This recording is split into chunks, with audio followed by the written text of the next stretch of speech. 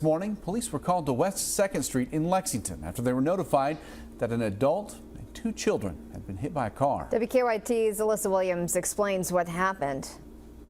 People who live in the West 2nd Street area of Lexington say it was a little after 7 on Friday morning when they heard a thump. Then they heard someone else yelling for help. That's when they discovered that a man, his son, and their neighbor had been hit by a car. Fayette County Public School representatives say police responded to the scene around 7:18 Friday morning, discovering that a 91-year-old woman had hit a 42-year-old man, his 5-year-old son, and their 6-year-old neighbor. The children are kindergarten students at Harrison Elementary School just down the street. The three were taken to a local hospital for minor injuries. I spoke with someone who lives in the area who says this street and the crosswalk has always been a concern for parents.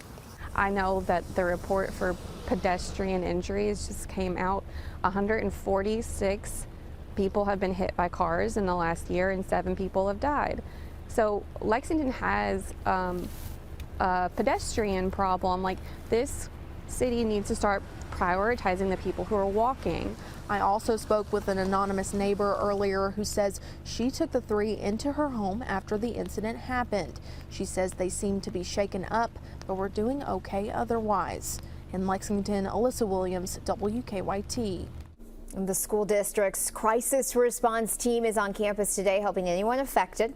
Right now, the driver is not facing any charges.